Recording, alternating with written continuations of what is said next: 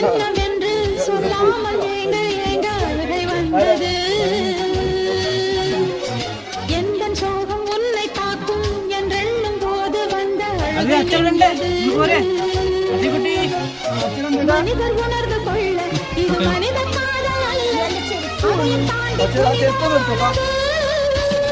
அபிராமியே வாலாட்டும் சாமியே நான் தானே தெரியுமா? சிவகாமியே சிவனில் நீயும் பாதியே அதுவும் உனக்கு புரியுமா? சுபலாலி லாலி லாலி லாலி